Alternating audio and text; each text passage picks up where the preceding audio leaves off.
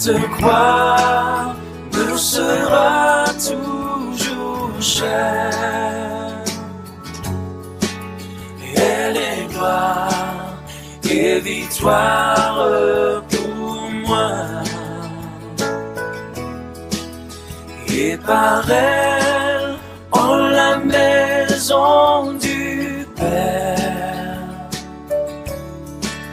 la couronne est offerte à ma foi. Et par elle, en la maison du Père, la couronne est offerte à ma foi.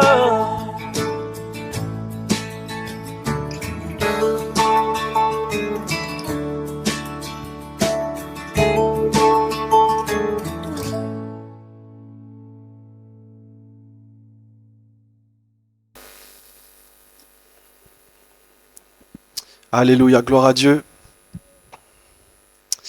Est-ce que vous vous souvenez le dernier message que j'ai partagé? C'était sur qui? Sur le prophète Élie. On avait vu la fidélité de Dieu qui a pourvu à tous ses besoins lorsqu'il était caché au torrent de Kérit. Caché là-bas, qu'est-ce qu'il allait manger? Gloire à Dieu, la provision est venue du ciel, Dieu a envoyé des corbeaux. Et je bénis le Seigneur parce que pendant que je prêchais ce message, je vivais moi aussi le torrent de Kérit. Quand mon bébé est né, mon contrat professionnel s'est terminé, je me suis retrouvé quelques mois au chômage, à vivre donc du chômage et de mes économies. Et je bénis le Seigneur parce qu'il a envoyé des corbeaux. Je remercie tous les corbeaux de cette assemblée. Je pourrais pas citer tous les noms bien sûr, mais notamment il y a maman Brigitte, la mère aussi d'Angelo qui sont venus 2-3 fois à la maison avec un panier de courses. D'autres personnes, les Matona qui nous ont offert des couches aussi pour le bébé. Gloire à Dieu. Je vous dis qu'à la fin, j'avais plus de chômage et j'avais plus d'économie. C'est-à-dire que si Dieu ne m'ouvrait pas les portes du travail le mois qui suivait, je n'aurais même plus payé mon loyer. Mais j'étais en paix. Parce que en prêchant sur Élie, j'étais convaincu que Dieu est fidèle. On est dans une alliance. Je fais ma part, c'est à lui de faire sa part. S'il veut que son nom soit sanctifié, qu'on continue de l'appeler Dieu, je ne peux pas faire sa part. Et je bénis le Seigneur parce que j'ai eu un entretien, même celle qui est devenue ma collègue, elle m'a dit, mais purée, à l'entretien, on n'aurait pas dit que tu étais dans une situation comme ça, tu étais paisible, confiant. Effectivement, le mois qui a suivi, Dieu a ouvert les portes, j'ai repris le travail. C'est exactement comme Élie, quand il était au torrent de Kérit, il avait un fleuve, c'était une période où il n'y avait plus d'eau, de sécheresse. Il buvait l'eau du fleuve chaque matin, il voyait le fleuve devenir plus petit, jusqu'à un moment où le fleuve était à sec, et là il a dû se dire, Seigneur, je vais mourir. Mais la parole de l'Éternel l'a rencontré, pile à ce moment où il en avait besoin, il est rentré dans une autre saison. Les ressources de Dieu ne sont pas limitées. Tu vois ton torrent qui devient sec, mais sache que Dieu a d'autres sources que les torrents. Des portes que tu ne soupçonnes pas. Alors je bénis le Seigneur parce que bon, maintenant que j'ai repris le travail, j'ai d'autres défis devant moi. Notamment chercher la face de Dieu. Merci mon frère. Chercher un message. Chaque fois c'est un défi quand on demande de prêcher. Seigneur, qu'est-ce que tu veux que ton peuple entende? Parce que les gens n'en ont que faire d'entendre Kevin. Je ne suis qu'un homme. Les brebis de Dieu veulent entendre la voix du berger. Alors en plus de ça, bon voilà le bébé, etc., la famille.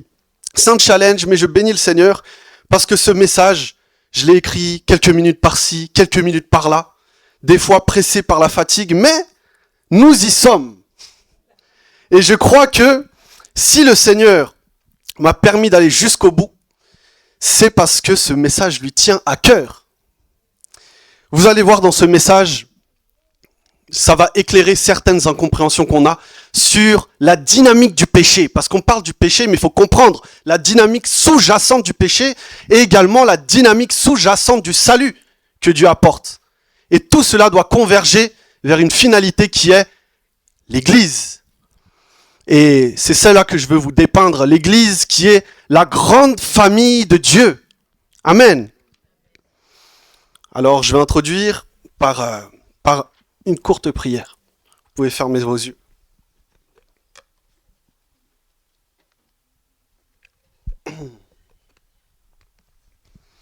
Père Saint, nous te rendons grâce.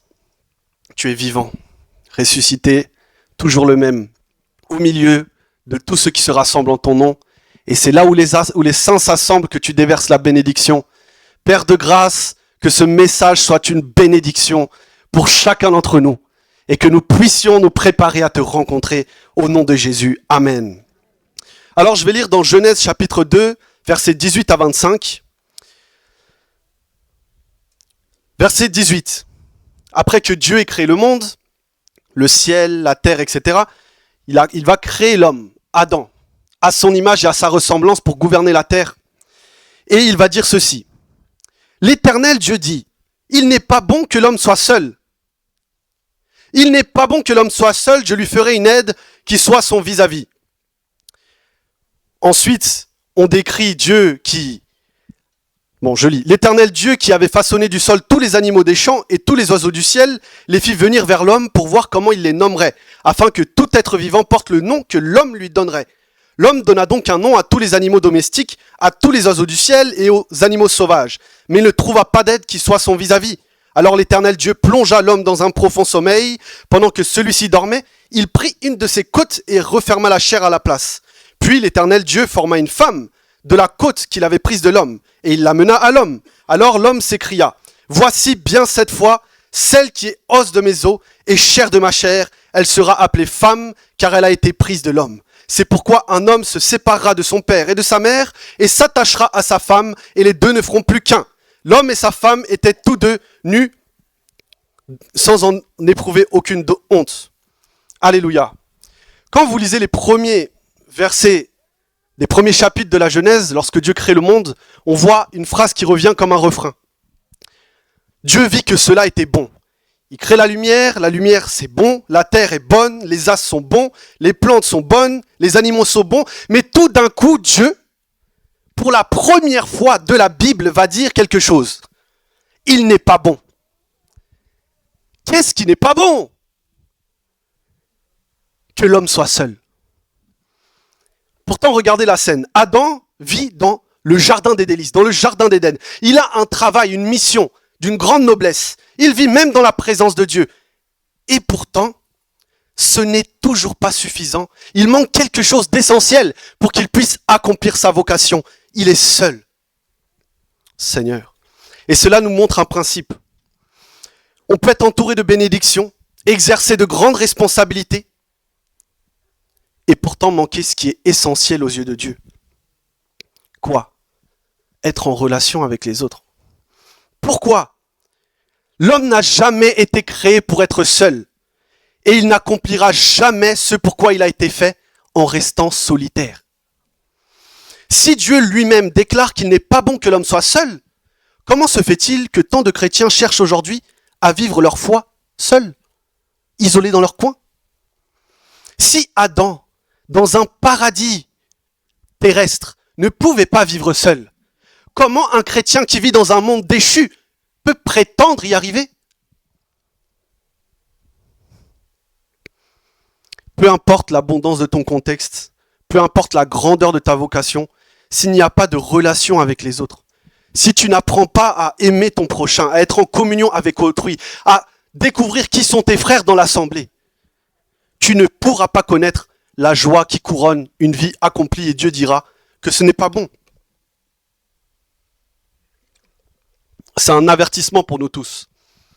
Premièrement, un avertissement pour les pasteurs et pour quiconque exerce une responsabilité dans l'Église. Car si notre ministère se vit dans une tour d'ivoire, si nous dirigeons le troupeau sans jamais prendre connaissance de nos brebis et être au milieu du troupeau, alors le Seigneur dira, cela n'est pas bon. Peu importe le nombre d'animaux qui paissent autour de vous dans le jardin, tant que votre cœur ne s'élargit pas suffisamment pour connaître ce que Dieu vous confie, tant que vous ne pouvez pas regarder votre frère et dire comme Adam l'a dit à Ève, os de mes os, chair de ma chair, alors ce que nous faisons ne correspond correspond pas encore au cœur du berger.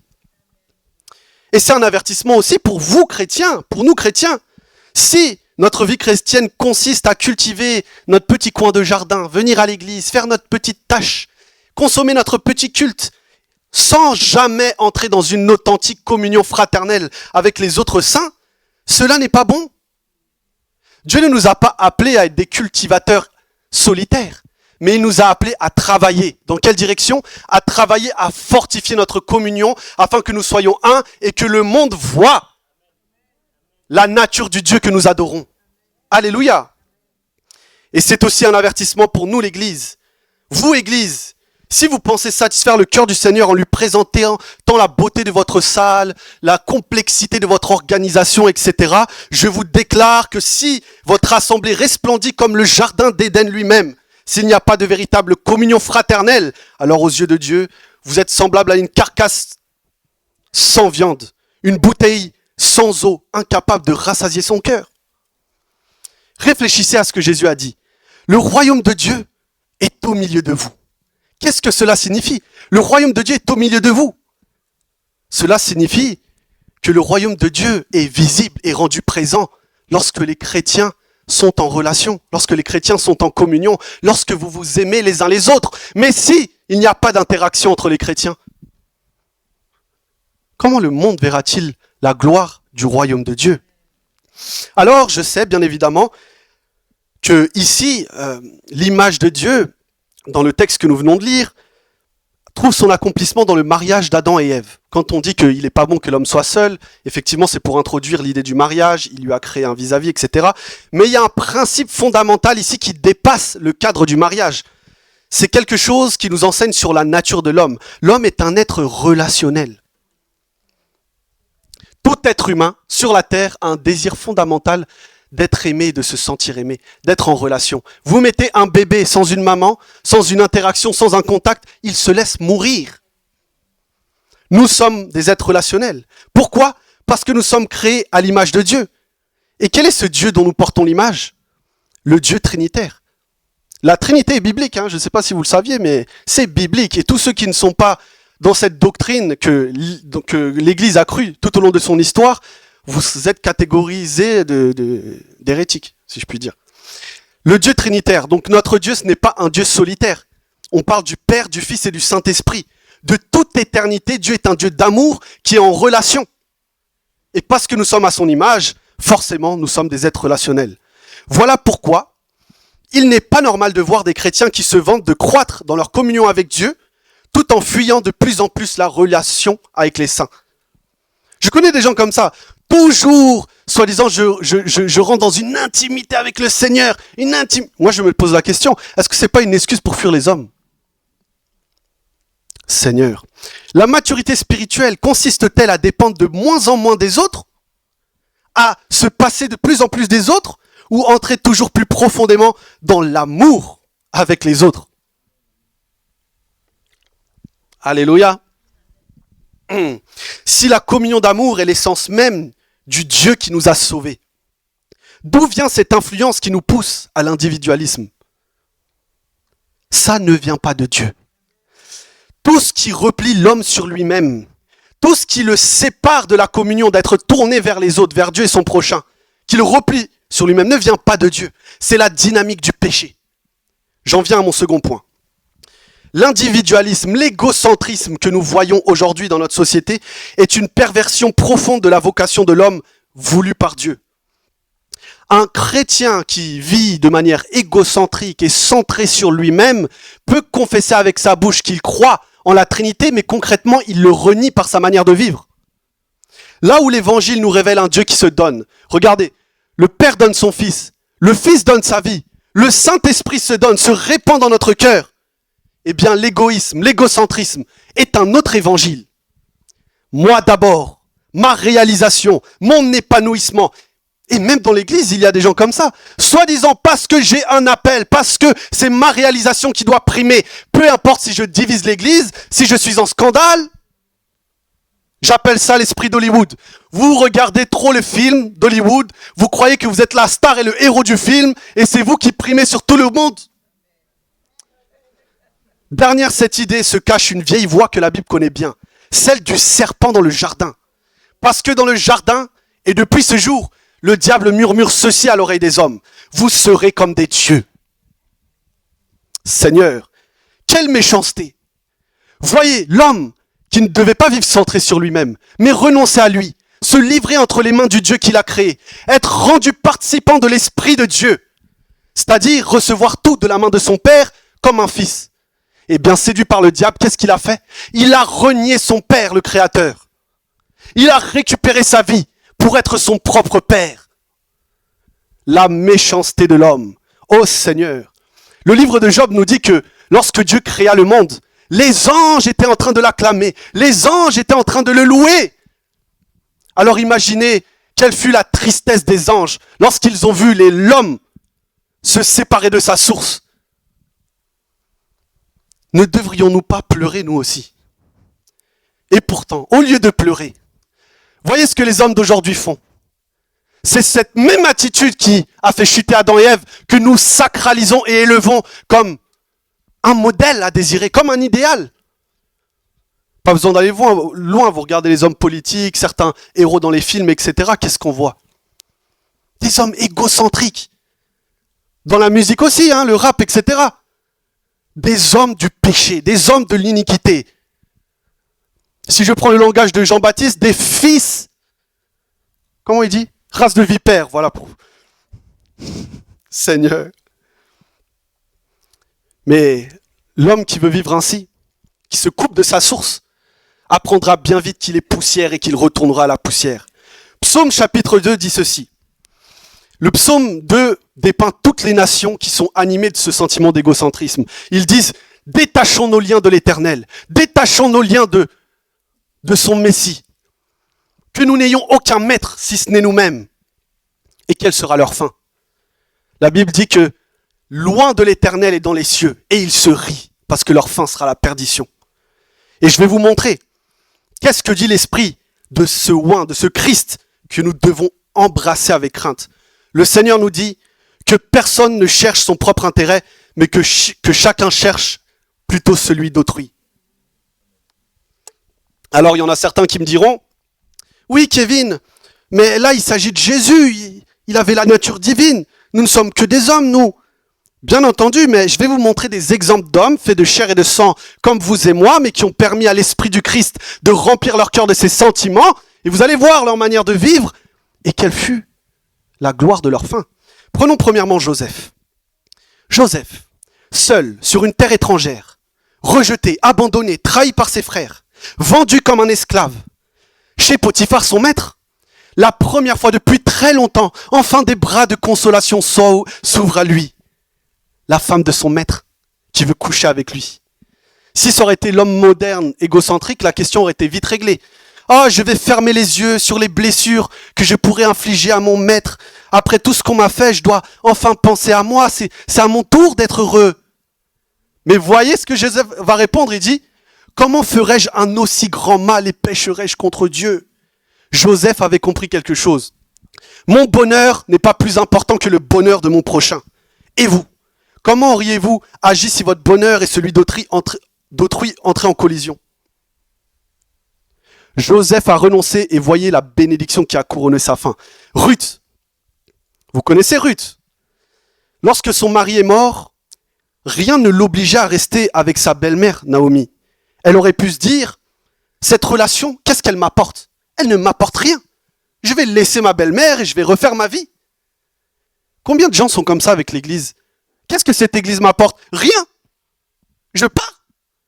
Pire encore avec Jésus. Qu'est-ce que Jésus m'apporte? Des tribulations? Des problèmes? Je laisse Jésus. Mais voyez cette femme pieuse qu'elle dit. Où tu iras, j'irai, Naomi. Ton peuple sera mon peuple. Alléluia! Elle a choisi la fidélité même quand ça lui coûte. Et quelle fut sa fin? Parce qu'elle s'est montrée femme de valeur, Dieu lui a réservé un homme de valeur, Boaz, et lui a donné une descendance de valeur, parce que d'elle est descendu le Messie. Abraham, Il était avec son neveu Lot. Tout d'un coup, les troupeaux se multiplient, plus de place pour eux dans le pays, il faut se diviser. Alors, qui ira où? À gauche, un désert, à droite, des verts pâturages du pays de Sodome.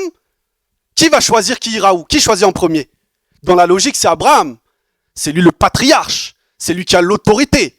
Il a un droit que même Dieu ne serait pas contre qu'il choisisse en premier. Et pourtant, Abraham va laisser Lot choisir. Pourquoi? Parce qu'Abraham est un homme spirituel. Il ne cherche pas son propre intérêt. Par amour, il renonce à ses droits. Il préfère perdre un terrain plutôt que de perdre un frère ou un membre de sa famille. Voici la disposition de cœur des hommes que Dieu bénit. Et vous connaissez la suite. Même dans le désert, Abraham est parti dans le désert, mais le désert est devenu un lieu de bénédiction. Tandis que Lot, pour lui, le pays verdoyant est devenu un lieu de tourment. Bref. Ultimement, regardons Jésus. Il a renoncé à son droit d'être à égalité avec Dieu en s'humiliant pour porter la malédiction sur la croix du calvaire. C'est ce chemin qui lui a valu d'être glorifié dans une félicité éternelle au-dessus de tout nom qui puisse être nommé. Voulez-vous le rejoindre là-bas?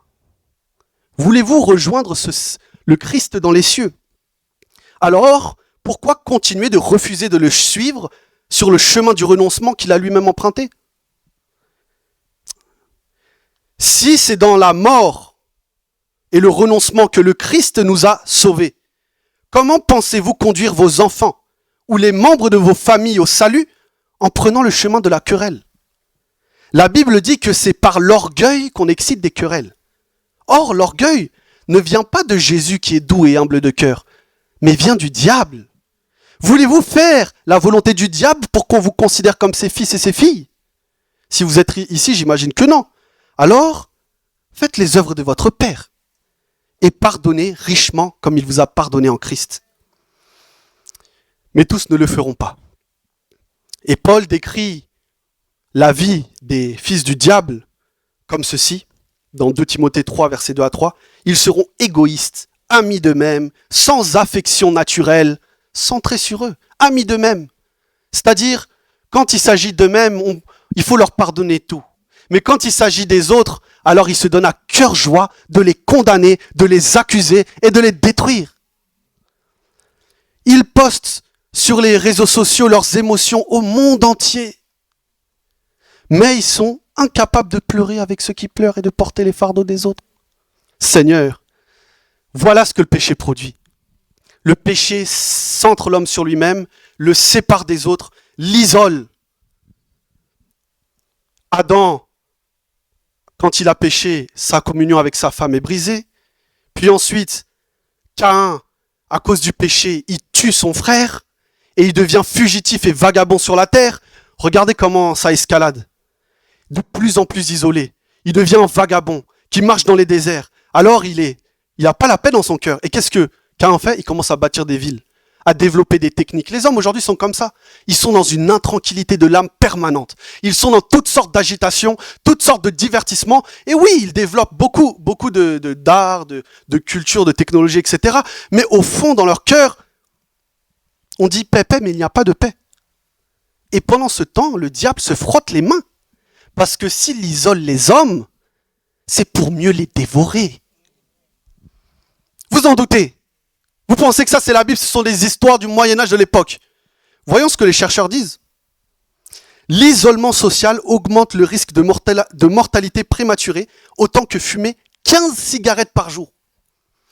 Il augmente de 30% le risque de décès précoce, favorise la dépression, l'anxiété, les maladies cardiovasculaires et accélère le déclin cognitif et la démence. Il n'est pas bon que l'homme soit seul, vraiment. Dans certains pays occidentaux, un foyer sur 3 est composé d'une seule personne, ce qui veut dire que des millions d'hommes et de femmes vivent, mangent, vieillissent et mourront seuls. Voilà le paradoxe de notre société. On nous a promis le paradis en étant centrés sur soi, et qu'est-ce que nous récoltons? La solitude et la désolation. Alléluia. Et pensez-vous que cet esprit va s'arrêter aux portes de l'église? Que ça ne concerne que le monde? J'aimerais vous dire oui. Mais la réalité me pousse à croire que non. C'est pas un problème nouveau. Il y avait déjà ce problème dans l'église de Corinthe. C'était une église fortement qui connaissait des grandes divisions. Paul a dû intervenir. Qu'est-ce qu'il voyait là-bas? Des gens qui se bagarraient pour savoir qui était le pasteur qu'il préférait. Le prédicateur. Moi je suis de Paul, moi je suis de Pierre. D'autres allaient plus loin encore. Ils se querellaient dans les tribunaux. Ils portaient plainte les uns contre les autres devant des païens. Même pendant la Sainte Seine, ceux qui étaient riches avaient le ventre plein. Ils mangeaient en abondance. Et ils étaient dans un mépris total des frères qui étaient pauvres et qui étaient affamés à côté d'eux. Certains, à Corinthe, étaient tellement centrés sur eux-mêmes que, sous prétexte qu'ils étaient libres, qu'en Christ ils étaient libres, ils ne se souciaient pas de la foi de ceux qui étaient plus faibles. Quelle tragédie! Le peuple de l'Éternel qui est appelé à participer à la nature divine, dont la dignité est si élevée que Paul dit que ce sont eux qui vont juger les anges au dernier jour. Ce même peuple finit par se comporter comme les hommes les moins vertueux de ce monde en perdition. Est-ce que c'est seulement une réalité du passé? Est-ce qu'on ne peut pas retrouver certains éléments de l'église de Corinthe dans nos propres églises aujourd'hui? Je vais vous donner un exemple. On vient à l'église le dimanche, on est assis les uns à côté des autres, sans forcément avoir de véritables interactions. On peut être là à adorer le Seigneur les yeux fermés, pendant que la personne à côté de nous, sa vie est en train de s'effondrer. Perte familiale, perte d'emploi, dépression. Et nous, on peut passer un an sans même s'en rendre compte. Pourquoi? Parce qu'on vient et on part. On n'est pas venu pour rencontrer les chrétiens. Là, on est venu pour notre petit salut à nous. Le reste, le salut est personnel, comme diront certains. Le salut est personnel, mais une fois que tu rentres, après c'est collectif. Jésus te greffe dans un corps. Alléluia. Combien, comme les Corinthiens, se vantent de leur liberté, sous prétexte de la grâce. Je peux tout regarder, je peux tout écouter. Dieu ne me juge pas. Je peux tout faire, sans me soucier d'être un scandale pour la foi d'un jeune croyant fraîchement sorti des griffes des princes de ce monde. Vous savez le temps que ça met au Seigneur pour arracher une âme des ténèbres, pour la convaincre de pécher, pour vomir tous les éléments du monde qui a souillé son âme. Imaginez si, alors que le Saint-Esprit a réveillé le feu de la repentance dans son cœur, elle vient dans l'église et elle voit les chrétiens avec une si grande légèreté qui se dit, mais attends, j'étais peut-être un peu trop radical. Finalement, en fait, je peux faire ces choses mondaines, moi aussi, il n'y a pas de souci. Et vous éteignez le feu que le Saint-Esprit a allumé. Seigneur, aie pitié de nous. As-tu oublié les paroles de notre Seigneur? Celui qui scandalisera l'un des plus petits de mes disciples, il vaudrait mieux qu'on l'ait jeté dans la mer avec une meule attachée à son cou. Pendant que tu fanfaronnes en revendiquant tes droits, voici ce que Paul dit. Si un aliment scandalise un de mes frères, je préfère ne plus jamais manger de viande. Il est prêt à renoncer à ses droits. Chrétien charnel, tu dis, moi j'ai le droit. L'évangile te répond, ton frère vaut plus que tes droits. Seigneur. Finalement, à cause de tout ça, parce que chacun pense à soi, l'amour de l'Église ne brille plus aux yeux du monde et c'est une perte pour eux. Parce que c'est ça qui les convaincra de péché, de justice et de jugement. Mais c'est aussi une perte pour nous qui sommes à l'intérieur. Parce que là où l'individualisme règne dans l'Église, nous perdons une mesure de grâce.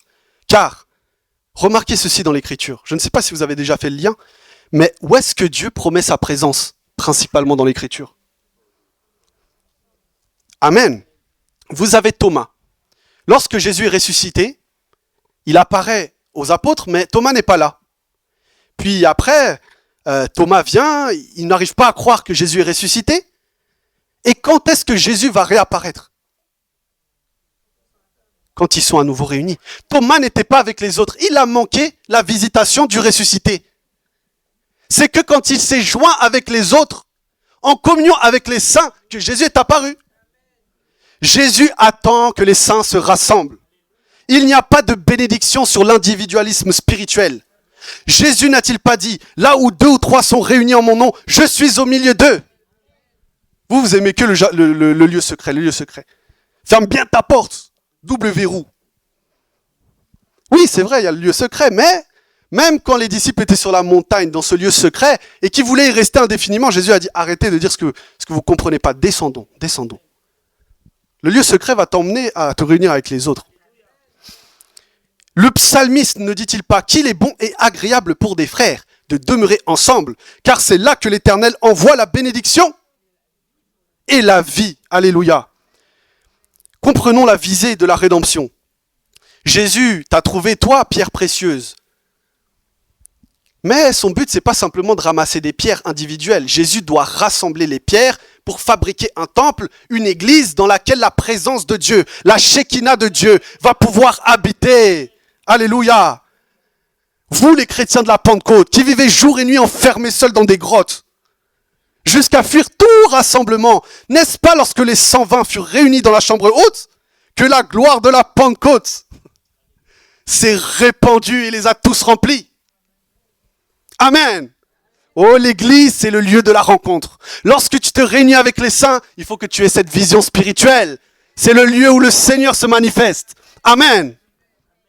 Alléluia. Mais bon, se réunir ensemble n'implique pas forcément que la couronne de l'individualisme a été retirée de notre cœur. On peut être tous assis, on est juste des uns à côté des uns. On n'est pas une âme, on est un à côté des uns. Seigneur. Alors quels sont les signes que nous sommes peut-être assis ici en ayant toujours cet égoïsme dans notre cœur? Eh bien la Bible nous donne des signes, parce que cela finira toujours par se manifester. Le psaume chapitre 1 dit que ceux qui vont à la perdition ne peuvent pas demeurer dans l'assemblée des justes. Hébreux chapitre 10 va caractériser ces mêmes personnes en disant qu'elles quittent et abandonnent leurs assemblées. Jésus déclare ceci: celui qui marche dans la lumière, qui marche avec Dieu, vient à la lumière, il vient à la communion avec ceux qui marchent dans la lumière, tandis que celui qui aime les ténèbres fuit la communion pour que ses œuvres ne soient pas révélées. Proverbe 18, verset 1 dit ceci: celui qui se tient à l'écart, pourquoi il le fait? Parce qu'il recherche ce qui lui plaît. L'homme rebelle fuira toujours la communion. Il marche dans la voie de Caïn. Il est vagabond. Il est comme ces astres errants dont parle Jude et qui sont dans une trajectoire où ils vont se perdre dans la nuit la plus noire. Ces chrétiens nomades passent d'église en église sans rester assez longtemps pour être connus, pour être aimés, pour être repris, pour être affermis. Mais on ne grandit pas quand on change sans cesse de famille. On grandit lorsque le fer aiguise le fer, lorsque tu supportes le caractère de tes frères.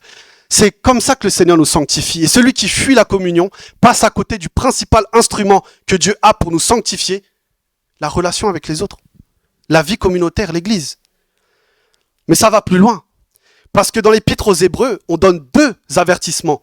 Ceux qui quittent leurs assemblées, et la conséquence qui en découle, abandonner la saine doctrine.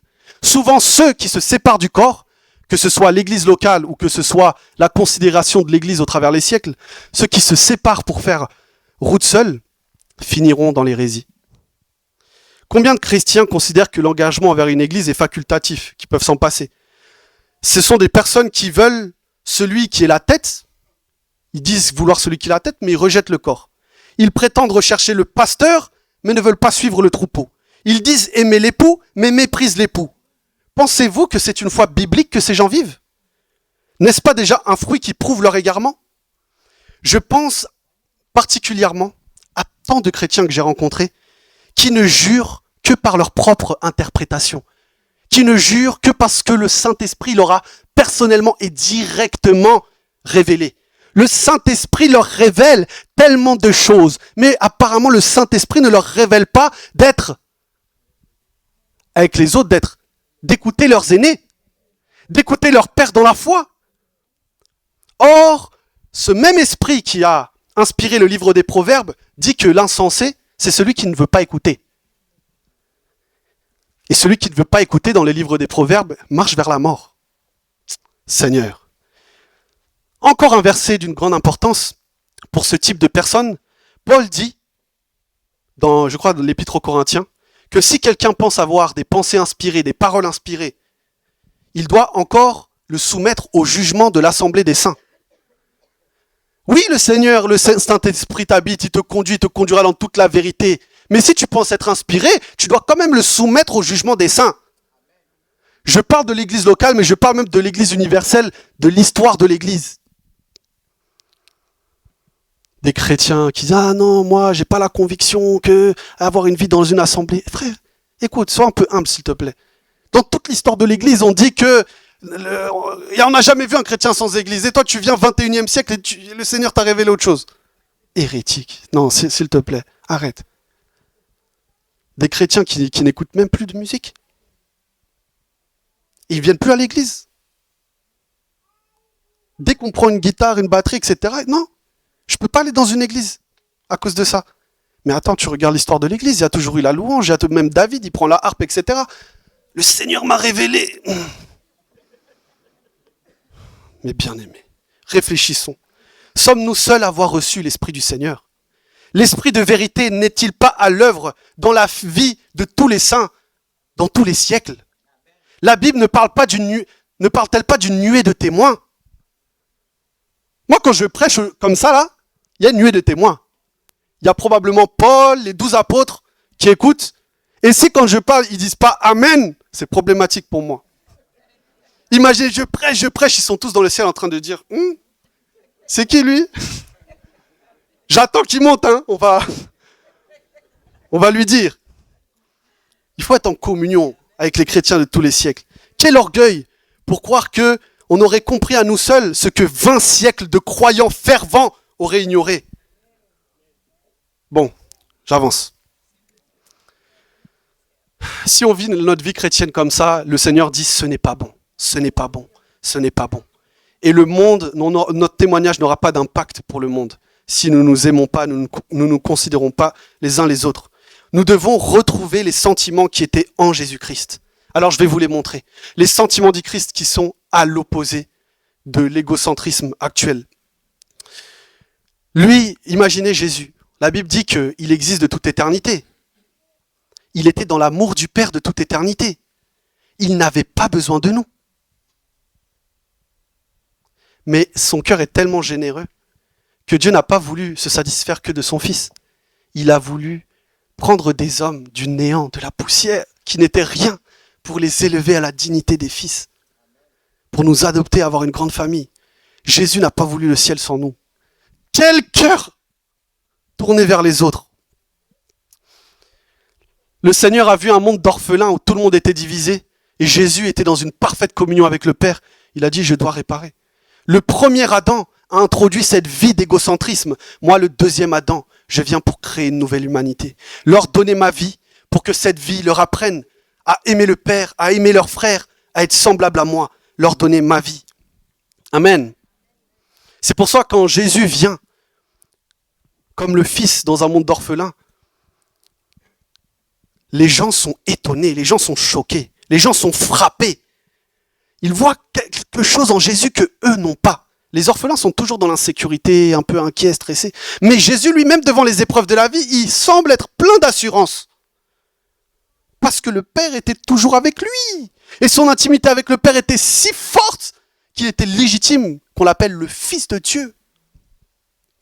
Oh Seigneur, le temps passe si vite. Hein. Il faut que j'accélère vraiment, que le Seigneur m'aide. C'est un choc pour beaucoup, parce qu'on n'avait jamais entendu ça. On disait que Dieu était Père dans l'Ancien Testament, mais Père du peuple d'Israël. Il n'y a que Abraham qui, à la limite, on l'a appelé l'ami de Dieu, mais qui a eu la grâce d'appeler Dieu son Père? Jésus est plus qu'Abraham. Il ne dit pas le Dieu d'Israël, il dit mon Père. Je suis le Fils de Dieu. Voilà pourquoi les gens voulaient le lapider. Alléluia. Sa manière, tout découlait de sa relation avec Dieu. Sa manière de prier frappait les Juifs les plus pieux. Tout ce qu'il faisait, il le faisait parce que le Père agissait en lui et il faisait les œuvres du Père. Il osait dire, je suis dans le Père et le Père est en moi. Plus encore, celui qui m'a vu a vu le Père. Plus encore, moi et le Père, nous sommes un. Si Jésus était aussi individualiste que l'homme d'aujourd'hui, il se serait plus à pavaner en se faisant valoir d'être égal avec Dieu. Mais non! Petit à petit, Jésus commence à dévoiler l'objectif de sa mission. Et il dit, je viens pour élargir ma filiation. Je viens pour que vous soyez à votre tour les fils de mon Père. Après sa mort, et sa résurrection, il va dire « Je vais vers mon Dieu et votre Dieu, vers mon Père et votre Père. » Ce que Jésus a, il te le donne. Il est venu pour nous donner sa vie, alléluia, la vie éternelle. Quand vous pensez à ce concept vie éternelle, vous imaginez c'est la vie qui dure, c'est juste une histoire de durée. Non, la vie éternelle, c'est un mot qui englobe toute une réalité. C'est la nature relationnelle du Fils. Le Fils qui aime le Père, c'est ça la vie éternelle. La vie éternelle, c'est d'abord une nature relationnelle. Quand il te donne la vie éternelle, c'est l'esprit d'adoption. Ça te pousse du fond de tes entrailles à dire « Abba Père, Abba Père !» Et en même temps, ça te pousse à regarder ton frère et à lui dire « Je t'aime de l'amour de Dieu !» C'est pourquoi là où le Seigneur accomplit son œuvre de rédemption et là où il répand son esprit, il y a une famille qui naît. L'Église est une famille. C'est pourquoi Jésus, lui-même, petit à petit, lors de son ministère, il commençait à annoncer que non seulement il est venu donner la vie éternelle, mais il annonce encore un autre mystère. Il dit « Je viens établir une famille supérieure aux familles biologiques ». Quand les gens, dans Marc 3, versets 33-35, lui disent « Jésus, voici ta mère, et tes frères, ils sont dehors, ils te cherchent ». Il répond « Mais qui est ma mère? Qui sont mes frères ?» Puis étendant la main vers ses disciples, il leur dit « Voici ma mère et mes frères, car quiconque fait la volonté de mon Père qui est dans les cieux, celui-là est mon frère, ma sœur et ma mère. » Et il est même en train de dire, cette famille supérieure, qui n'est pas faite de la chair et du sang, mais de la puissance et de l'Esprit de Dieu. Jésus nous demande de respecter nos familles biologiques. Plusieurs fois, il met ça à l'honneur. Il faut honorer son père et sa mère, c'est dans les 10 commandements.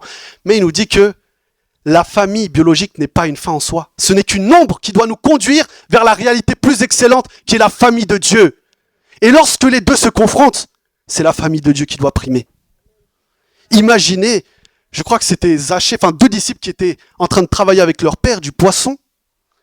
Et Jésus leur dit, abandonnez votre barque. Ils ont quitté les filets de leur papa pour suivre Jésus et sa bande de disciples. Vous imaginez à l'époque, aujourd'hui, ça peut-être c'est pas choquant, mais à l'époque, tu laisses ton papa, tu laisses l'entreprise familiale, tu laisses ça. Quel déshonneur! C'était scandaleux. C'était un grand scandale. Mais Jésus, quiconque ne hait pas son père et sa mère plus que moi, n'est pas digne du royaume. Ils ont choisi la bonne part. Amen. Alors, cette famille, bien que Jésus l'annonce, il faut encore qu'elle trouve son accomplissement sur la terre. Et où est-ce qu'elle s'accomplira, cette famille? Je connais qu'un verset où il est écrit « Tout est accompli ». À la croix. C'est à la croix. Alléluia. Le 8 mars, c'était un culte à Vie Nouvelle, j'ai surpris une conversation entre Francine, Clarisse, où... Tu peux encore dire « Arrête, frère !» Où Francine disait « Maintenant que la maman de Lisa est partie, nous les femmes de cette église, nous devons tous être une maman pour Lisa. Et nous devrions tous être des sœurs pour toi. » Élise, pardon.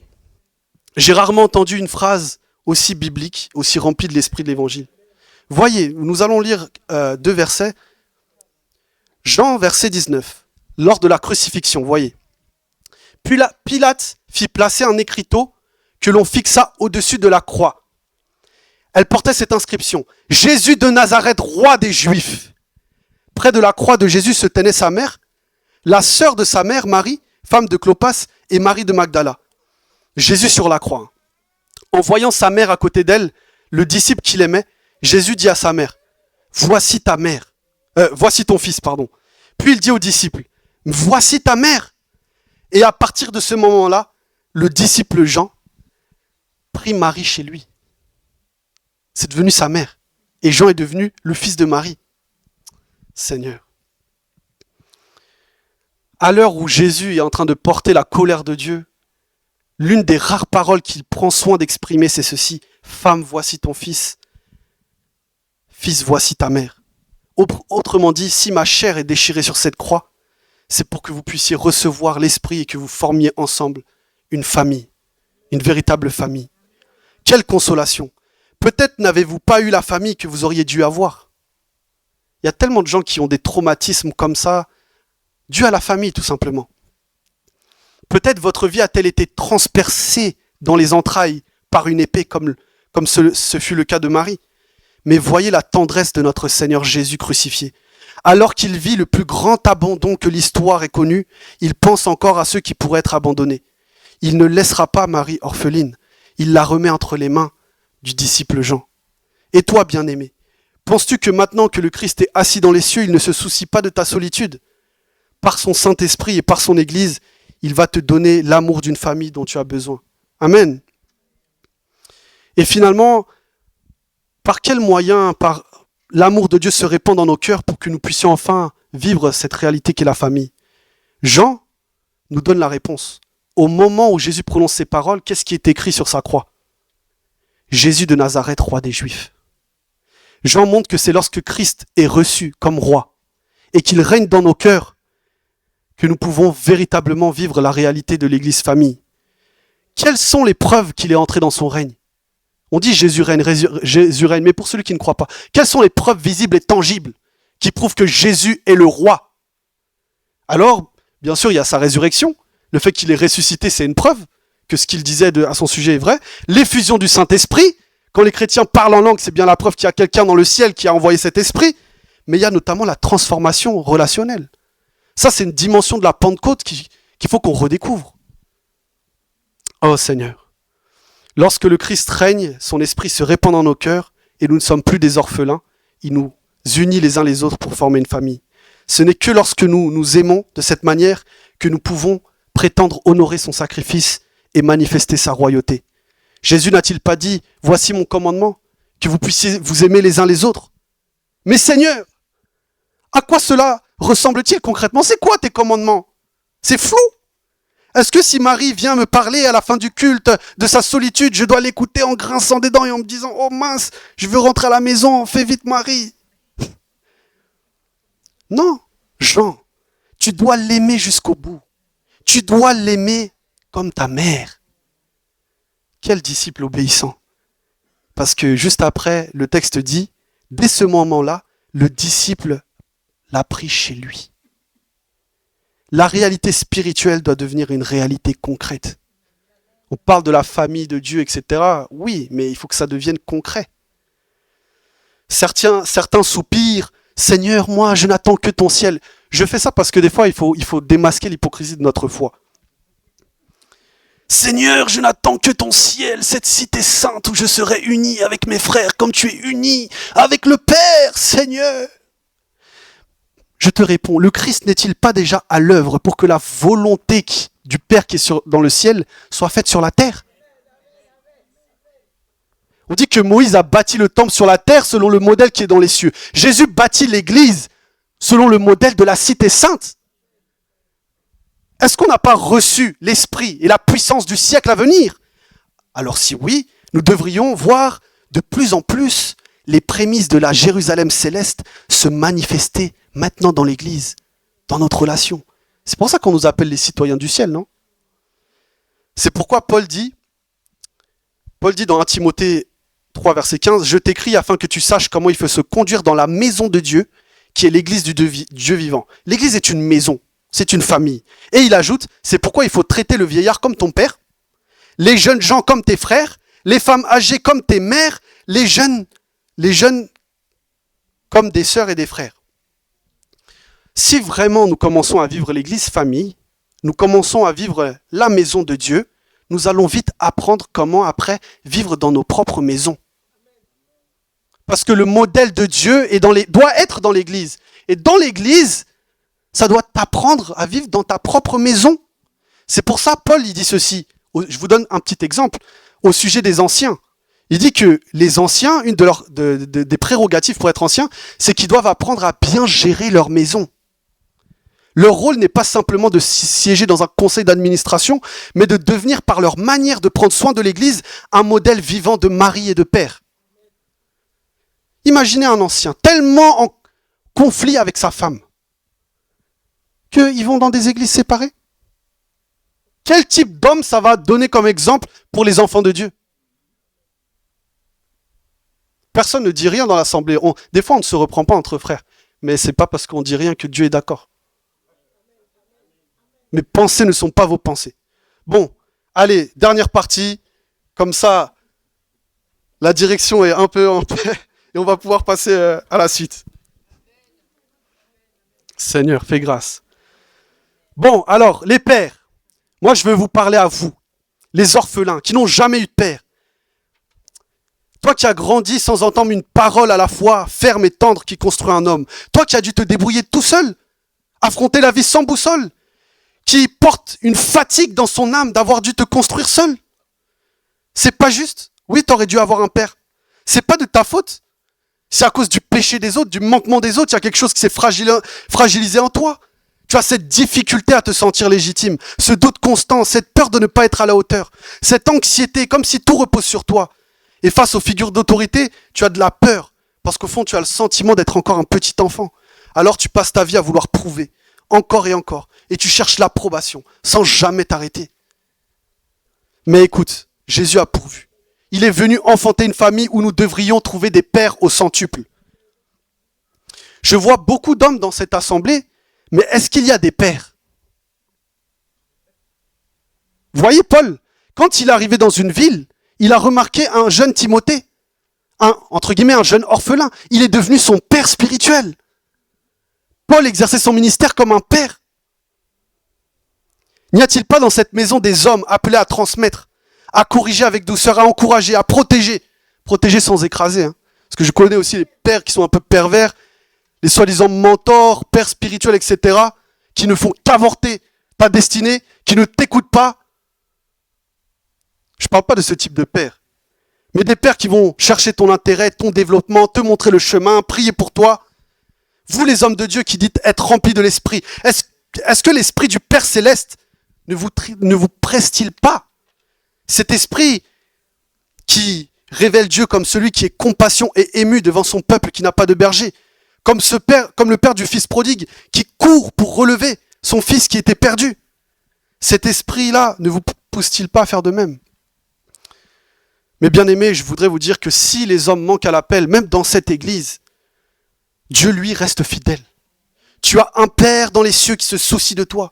Il pourvoira tes besoins, il t'enseignera le chemin, il aura constamment son regard sur toi, il combattra pour toi, tandis que tu garderas le silence. Et je crois que tous ceux qui laissent l'Esprit du Père gouverner leur vie deviendront dans l'église une manifestation de la paternité de Dieu. Amen. Et les mères, toi qui as manqué d'une mère, qui t'es construit sans un regard qui rassure, qui n'a jamais connu les bras de la consolation, ni des paroles d'encouragement les jours de malheur, toi qui n'as jamais senti l'amour inconditionnel d'une mère, et qui est depuis hanté par cette insécurité dans son cœur, cette peur d'être abandonné, rejeté, et tu cherches toujours l'amour d'autrui. Je veux te dire que le Saint-Esprit que Jésus donne prodigue des soins maternels. On dit qu'il est le consolateur, qu'il est notre avocat, qu'il est notre défenseur, qu'il est celui qui nous reprend dans la vérité, mais avec amour. Il est celui qui nous relève et qui nous encourage. Mais bien aimé, si tu es triste, viens te reposer sur lui, comme Jean avait l'habitude de poser sa tête sur le torse de Jésus, et tu verras qu'il a le pouvoir de guérir les cœurs brisés et de sécher toutes les larmes. Il y a des femmes dans cette église, mais est-ce qu'il y a des mères? Si un homme qui autrefois respirait le meurtre comme Paul a pu dire « Nous avons été pleins de douceur au milieu de vous comme une nourrice prend tendre soin de ses enfants », et si un homme comme Paul a pu dire « J'éprouve de nouveau les douleurs de l'enfantement jusqu'à ce que Christ soit formé en vous », que devrait produire le Saint-Esprit dans le cœur des femmes, vous qui portez jusque dans votre chair cette capacité à materner? Où sont les femmes mûres, capables d'ouvrir leur maison, leur cœur, leurs bras, qui savent écouter sans juger, consoler, accompagner avec fidélité? Vous les femmes de Dieu qui prétendez prier, rechercher le Seigneur jour et nuit, est-ce que l'Esprit de Christ ne vous pousse-t-il pas? Le Seigneur a dit « Combien de fois ai-je voulu rassembler mon peuple, mes enfants, comme une poule rassemble ses poussins sous ses ailes ?» Et vous, mes bien-aimés? Pour ceux qui n'ont pas eu la chance d'avoir des enfants, toi qui portes ce désir de vouloir veiller sur une vie, de voir quelqu'un grandir, de pouvoir lui transmettre quelque chose, ce qui est normal. Tu as cette amertume secrète de ne pas avoir eu cette joie-là. Mais est-ce qu'il n'y a pas autour de nous des orphelins, dans l'église, des fils et des filles? Pendant que tu dépenses tout ton argent pour partir en vacances et oublier ta solitude, n'y a-t-il pas des jeunes autour de toi qui peinent à faire leurs courses, qui doivent abandonner leurs études parce qu'ils n'ont pas de moyens? Si Dieu t'aurait donné un fils, qu'est-ce que tu aurais fait? Tu l'aurais supporté quand tu n'as pas envie de le supporter, tu aurais payé ses études, tu aurais été là pour l'écouter, tu l'aurais porté sur le long terme même quand ça te coûte.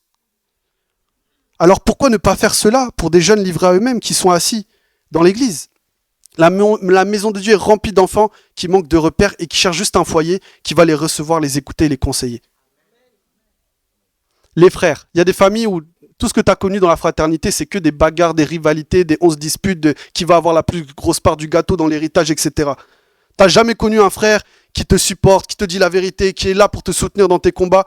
Même le roi David, qui était un homme brave et courageux, il avait besoin d'un ami fidèle comme Jonathan pour supporter les épreuves de la vie. N'est-ce pas précisément ce que Jésus veut donner à tous les hommes dans l'église? Il a dit, il n'y a personne qui a quitté sa maison, frère, sœur, mère, père, enfant, à cause de moi et de l'évangile, qui ne reçoivent au centuple présentement dans ce siècle-ci. Jésus veut donner des frères. Nous devons être des frères. Jésus n'a pas voulu le ciel sans nous. Il a dit, je vous prépare une place pour que là où je suis, vous soyez avec moi. Cet esprit qui t'anime dans ton cœur, il va te pousser aussi à vouloir porter les fardeaux de ton frère. Je veux dire, moi, je ne vais pas aller au ciel sans toi, mon frère. Je ne vais pas porter les fardeaux sans toi. Je vais porter tes fardeaux avec toi. On va tous aller là-haut. Voilà, c'est la conclusion. L'église est une famille, gloire à Dieu. J'ai pas pu tout couvrir, hein, les femmes seules, etc., etc. Bref, comment prouvons-nous que c'est réel, la famille de Dieu? Comment manifestons-nous que nous sommes réellement une famille et non pas seulement un rassemblement religieux, bien organisé? Cette vérité doit s'incarner. Cette vérité doit être lue dans l'église. Autrement, nous nous séduisons nous-mêmes. Est-ce au fruit de nos lèvres que le Seigneur va évaluer l'authenticité de notre foi, ou est-ce que c'est aussi à nos œuvres? On parle beaucoup de la foi, mais la foi produit des œuvres, non? Jean lui-même s'est plaint dans son épître, il a dit qu'il faut aimer, mais pas en parole seulement, aussi avec des actes. Et Jésus nous dit dans Matthieu 25, il donne une parabole, lors du jugement dernier, il y aura des brebis et des boucs, et qu'est-ce qui va faire la séparation entre les uns et les autres? Il y en a d'autres qui ont aimé, et il y en a d'autres qui n'ont pas aimé. Les œuvres vont être aussi prises en compte. Le vieil homme, quand je dis des choses comme ça, je sais que la barre est tellement haute.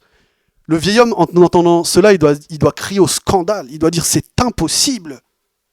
Oui, c'est impossible pour le vieil homme, ça c'est clair. Mais Pierre a dit que la divine puissance de Dieu nous a donné tout ce qui est nécessaire à la vie et la piété, car il nous a fait participants de la nature divine. Ça ne sert à rien de dire ça ne me concerne pas. Ça ne concerne pas le vieil homme, 2 fois mort dans ses péchés. Mais ça concerne la nature divine que Dieu a plantée en toi. Alors plutôt que de te plaire à contester, accepte que l'épée de la vérité vienne crucifier et livrer à la mort ce vieil homme afin que l'homme nouveau prenne la place et que tu accomplisses des œuvres dignes de Dieu. Amen. Je termine avec ces questions.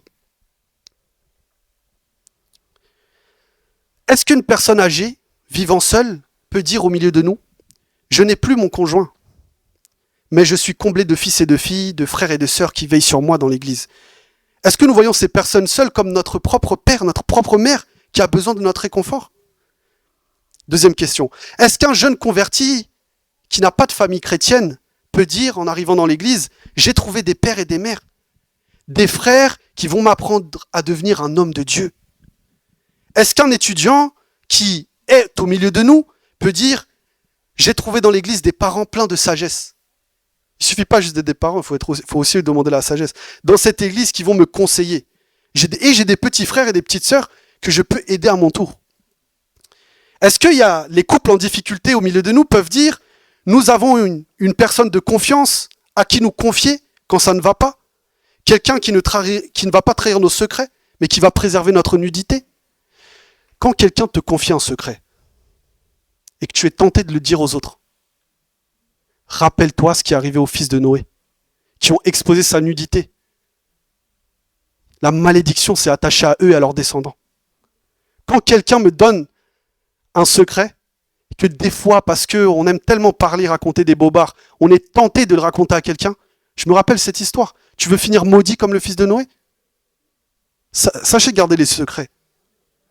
Est-ce qu'une maman seule peut dire « Mes enfants ont des modèles de père dans cette église, des grands frères qui vont s'impliquer dans leur vie, des modèles de mère pour ma fille » Est-ce qu'une femme fatiguée à cause de l'accouchement peut dire « J'ai des véritables sœurs dans cette assemblée qui rendent mon fardeau plus léger » Bon, gloire à Dieu. Ce sont des bonnes questions. On doit se poser ces questions si on veut vivre cette réalité. Moi, mon désir, c'est que le Saint-Esprit puisse établir si clairement dans notre cœur cette vision du Seigneur qu'on va pouvoir commencer à vivre dans l'Église le ciel sur la terre. Ceux qui vivent ainsi montrent que l'Esprit est à l'œuvre en eux et qu'ils sont en route, qu'ils marchent déjà vers ce jour où les hommes seront parfaitement unis, comme le Fils est uni avec son Père. Et dans cette famille-là, il n'y aura plus jamais d'orphelins. Amen.